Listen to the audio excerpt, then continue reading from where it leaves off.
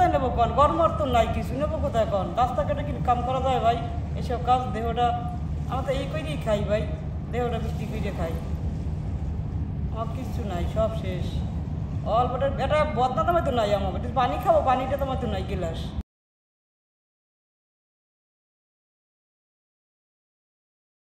ভিতরেই ছিলাম, পানির ভিতরে আমাকে গলা সমান পানির ভিতরেই আমরা ছিলাম।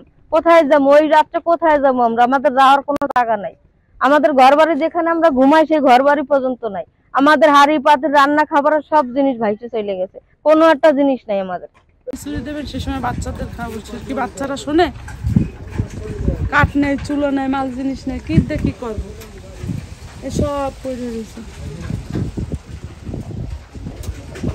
প্রত্যেকটা বাড়িতে, কোনো ঘর বাড়ি নেই। পিছনে যাদের দুই একটা রুম আছে, ওই একটু রুম দুইটা রয়েছে, কিন্তু সেই রুমের মধ্যে কোনো মালামাল নাই।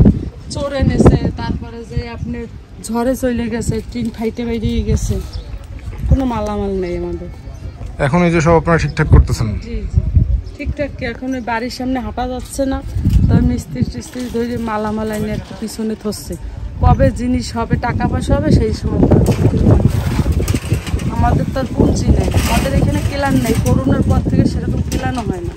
আমরা খুব দুর্দিনে যাচ্ছি, খুব অভাবের ভিতরে আছি ভাই।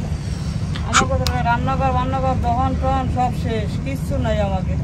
আমরা তো রান্না করে খাবো, সেটা আমাকে সেটি নাই ভাই। ওই এটা গর্ত করছি, ইট দিয়ে রাঁধতেছি ভাই। আমরা খুব কষ্টতে আছি। আমাকে দোকান পাট বাড়িঘর সব শেষ, সব কিচ্ছু নাই। আমার হাড়ি পাতিল কিচ্ছু নাই। একটা করে কিনে আছে, একটা বাতা পেলে কিনে আছে, ওই রাঁধতে মিলে খাই আমরা। চুলো নাই, চাল নাই, এমন এমন ভাড়াটিদের তো কোনো ভাষী নেই। আর আমাদের তো ঘর বাড়ি নেই, ঘর বাড়ি নেই, কাপড় চুপড় নেই, বস্ত্র নেই, কিচ্ছু নেই। ওষুধের জ্বালায় মরতেছি। ডাক্তারের কাছে গেলে দেখেন সিগারেট 800 টাকার সিগারেট 900 চাই। একটা প্যারাসিটামল ট্যাবলেটের দাম 5 টাকা, আমাদের কাছে 15 টাকা নিচ্ছে। এগুলো একটা জুলুম করতেছে না এইসব এলাকার মানুষ? খাওয়া দাওয়া খুব সমস্যা। কোন কোন মেয়ে চিড়ে খেয়ে থাকতেছে, কোন কোন মেয়ে একজনের কাছে এসে ভাত খুঁজতেছে। হ্যাঁ, এই চুলো নিয়ে যাচ্ছে। কালকে রাত্রে এসে খালা আমি ভাত খাইনি, আমি কি নিয়ে যাবো? বাবা যা আছে পানিতে দিয়ে খা।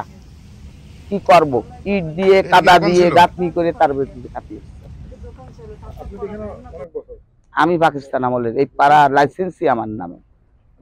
আমার সবাই কয় 71-এর মা জননী। আমি সেই মা জননী। 5 বার দেখছি আমরা। 300-250 লাশ আমরা মাটি দিছি ওই গোরস্থানে। এক কবরে 3 জন করেছি, মায়ের ছায় একসাথে দিচ্ছি। 88 খাইছি। মে মাস, সিডর মে মাস, আয়লা মে মাস।